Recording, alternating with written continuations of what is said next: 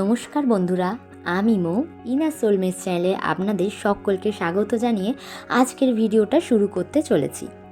আজ হলো শ্রী গণেশ চতুর্থী। তো গণেশ চতুর্থীর অনেক অনেক শুভেচ্ছা রইল আমার তরফ থেকে আপনাদের সকলের কাছে। তো আমাদের বাড়িতে কিভাবে এই সিদ্ধিদাতা গণেশের পুজো পালিত হয়ে থাকে ঘরোয়াভাবে একেবারে, সেটাই আপনাদের সাথে শেয়ার করব আজ। ভাদ্র মাসের শুক্লপক্ষে চতুর্থী তিথিতে পালন হয় এই গণেশ চতুর্থী। এই দিনটি সৌভাগ্য চতুর্থী নামেও কিন্তু পরিচিত। গণেশ চতুর্থী প্রকৃতপক্ষে 10 দিনের একটা উৎসব। ভাদ্র মাসের শুক্ল চতুর্থীতে শুরু হয়ে চতুর্দশী তিথি অবধি চলে এই পুজো। এই চতুর্থী তিথিতেই মাতা পার্বতী ও দেবাদিদেব মহাদেবের কোল আলো করে জন্ম নিয়েছিলেন ভগবান শ্রী গণেশ। ভগবান গণেশ হলেন বুদ্ধি, সমৃদ্ধি ও সৌভাগ্যের দেবতা। ভক্তি ও নিষ্ঠার সাথে ভগবান শ্রী গণেশের যদি পুজো করা যায় তাহলে সংসারের সব সুখ শান্তি বজায় থাকে। কর্মক্ষেত্র সকল প্রকার বাধা বিপত্তি থেকেও নাশ হয়। এবছর 1431 সালের গণেশ চতুর্থী পড়েছিল 7 সেপ্টেম্বর, যেটাকে বলে বাংলায় 29শে ভাদ্র শনিবার। আর এই চতুর্থী তিথি লেগেছিল হচ্ছে 6 সেপ্টেম্বর শুক্রবার দিবা 12টা 18 মিনিট গতে, এবং স্থায়ী ছিল 7 সেপ্টেম্বর শনিবার 2:14 মিনিট পর্যন্ত। পূজার সময় ছিল শনিবার সকাল 11টা 3 মিনিট থেকে দুপুর 1টা 34 মিনিট পর্যন্ত। তো আমি এই সময়ের মধ্যে কিন্তু পুজোটাকে সেরে নিয়েছিলাম। আর এই দিন থেকে শুরু হয়ে টানা 10 দিন অনন্ত চতুর্দশী পর্যন্ত চলবে এই গণেশ পুজো। এবার চলো বন্ধুরা পুজোটা শুরু করি। পুজো শুরু করার আগে সব ফুল, বেলপাতা, দুর্বাতে অগরু, চন্দন লাগিয়ে নিয়েছি। এবার পুজোটা শুরু করা যাক।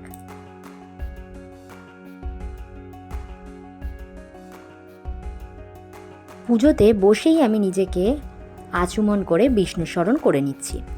নমো বিষ্ণু, নমো বিষ্ণু, নমো বিষ্ণু।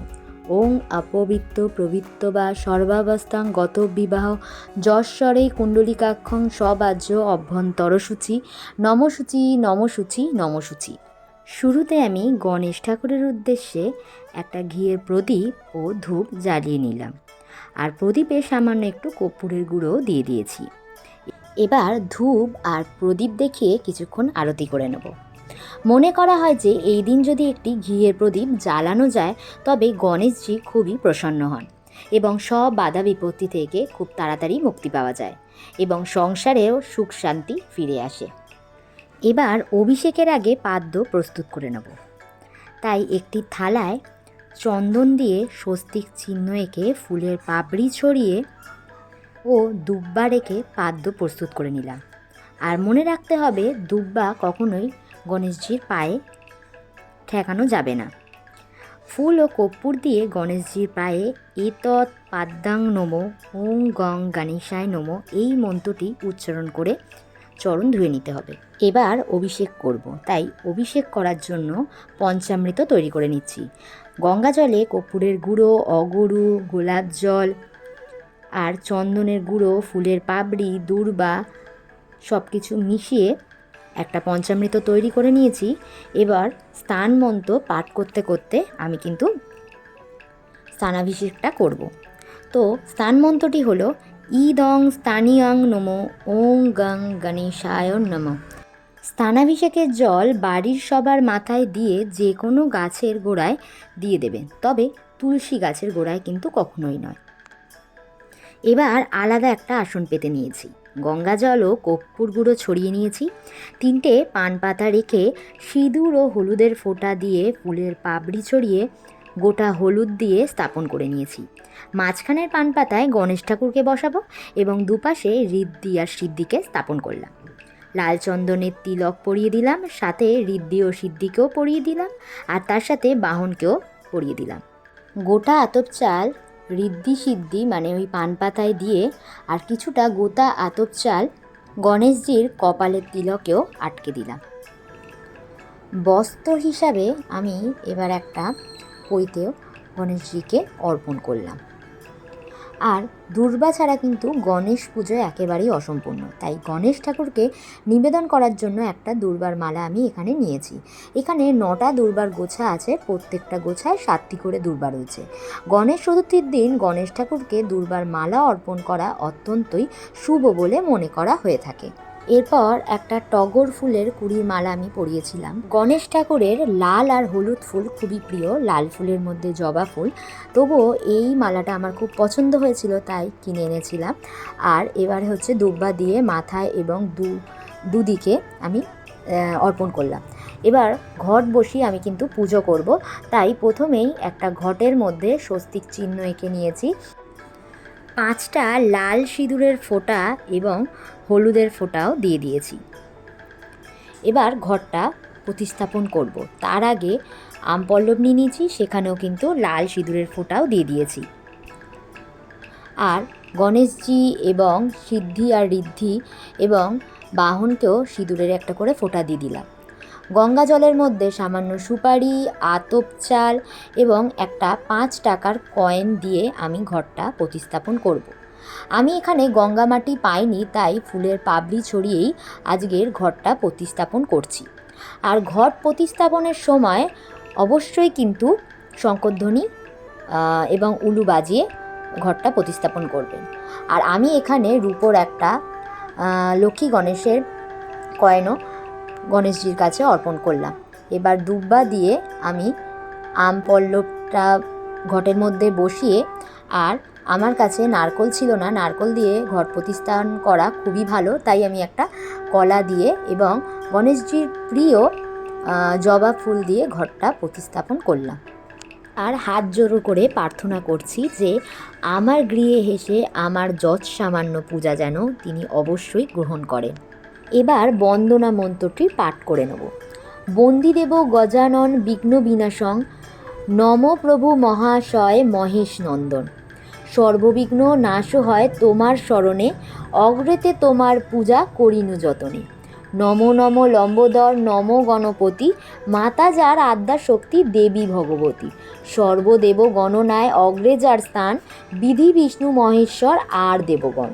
ত্রিনয়নী তারায় বন্দিনু শ্রীচরণ, বেদমাতা সরস্বতী লোহিনু শরণ।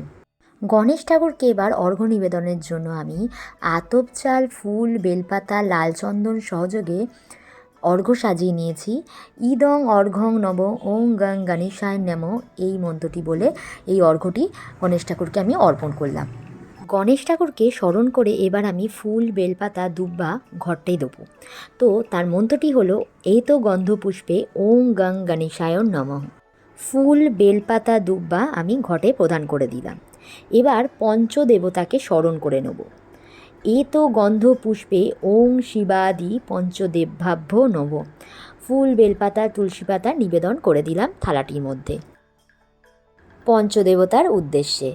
আর গণেশ ঠাকুরের প্রিয় ফুল যেহেতু জবা, তাই আমি কয়েকটা জবার ফুল দিয়েও গণেশ ঠাকুরের আসনটিকে সুন্দর করে সাজিয়ে দিলাম। পদ্ম ফুলও গণেশজির একটি অত্যন্ত প্রিয় ফুল, তাই এই দিন আমি একটা পদ্ম ফুলও গণেশজিকে অর্পণ করেছিলাম। দুব্বা ছাড়া গণেশজির পূজা কিন্তু অসম্পূর্ণ, তাই আমি গণেশজির মস্তকে এবং 2 কাঁধেও দুর্বা নিবেদন করব। দুর্বা নিবেদন করার মন্ত্রটি হলো ইদং দুর্বাদলং নমঃ ওং গং গণেশায় নমঃ। এবার গণেশজির মস্তকেও আতপ চাল নিবেদন করব। আতপ চাল দেওয়ার মন্ত্রটি হলো ইদং অক্ষতং নমঃ ওং গং গণেশায় নমঃ। এবার পুষ্পাঞ্জলি দিয়ে নেব। পুষ্পাঞ্জলি 3 বার দেব এবং পুষ্পাঞ্জলি দেবার মন্ত্রটি হলো এষো সচন্দনং বিল্লপত্র পুষ্পাঞ্জলি নম গণেশায় নমঃ। এবার প্রণাম মন্ত্রটি পাঠ করে নেব। প্রণাম মন্ত্রটি হলো ওং একদন্তং মহাকায়ং লম্বদার গজানম বিঘ্ননাশকরং দেবং হিরম্বম প্রণমামহম। আরেকটি মন্ত্র পাঠ করলে গণেশজি অত্যন্ত তুষ্ট হন, সেটি হলো বক্রতুণ্ড মহাকায়ং সূর্যকোটি সমপ্রভ নির্বিঘ্ন কুরু মে দেব সর্বকাজেষু সর্বদা। এবার মঙ্গল সামগ্রী অর্পণ করে দেবো। 3টে পান পাতা, এলাচ, সুপারি এবং জব আমি গণেশজিকে অর্পণ করে দিলাম। এবার ফুলের পাপড়ি ছড়িয়ে ভোগগুলো প্রদান করে দেব। গণেশ ঠাকুরের প্রিয় হচ্ছে লাড্ডু আর মোদক, তাই আমি লাড্ডু, মোদক আর কিছু মিষ্টি আর সন্দেশ অর্পণ করেছি। আর তার সাথে নৈবেদ্য হিসাবে আতপ চাল দিয়েছি। আর ফলের মধ্যে আমি এখানে কলাটাকে দিয়েছিলাম, কারণ গণেশজির প্রিয় হচ্ছে কলা। এবার এক এক করে আমি ফল এবং মিষ্টি প্রসাদ অর্পণ করে দিলাম। অনেকেই এই দিন লুচি এবং সুজিও দিয়ে থাকেন, তবে আমরা সেদিন আর সেগুলোর ব্যবস্থা করে উঠতে পারিনি, তাই এই মিষ্টি আর ফল দিয়েই সেদিনকে ভোগ দিয়েছিলাম। আর পানের জন্য 1 গ্লাস জল প্রথমে গণেশজিকে এবং পঞ্চদেবতার উদ্দেশ্যে আমি অর্পণ করেছিলাম। এবার আরতি করে নেব প্রদীপ আর ধূপ দেখিয়ে।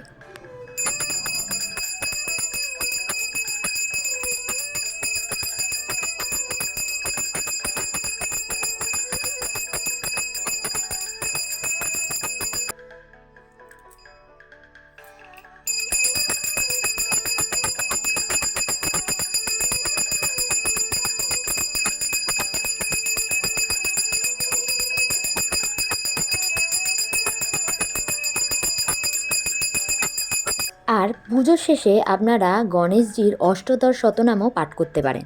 আমার কাছে সেই মুহূর্তে সেই বইটা ছিল না বলে আমি কিন্তু পারিনি। পুজো শেষে আমি প্রণাম করে নিচ্ছি এবং পুজোয় যদি কোনো ভুল ত্রুটি থাকে তাহলে হাত জোর করে ক্ষমা চেয়ে নিচ্ছি। তো এই ছিল আজ আমাদের গণেশ চতুর্থীর পুজো। একেবারে ঘরোয়াভাবে সহজ সরলভাবে করেছিলাম। তো আপনাদের আজকের এই পুজোর ভিডিওটা কেমন লাগলো অবশ্যই জানাবেন। ভালো লাগলে একটা লাইক, শেয়ার অ্যান্ড সাবস্ক্রাইব করে দিয়ে যাবেন। আর পাশের যে বেল আইকনটা আছে ওটাও প্রেস করে দিয়ে যাবেন, যাতে পরের ভিডিওর নোটিফিকেশান সবার আগেই আপনার কাছেই পৌঁছায়। ভালো থাকবেন, সুস্থ থাকবেন, ততক্ষণের জন্য বাই। আর আবারও দেখা হচ্ছে নতুন কোনো ভিডিওর সাথে।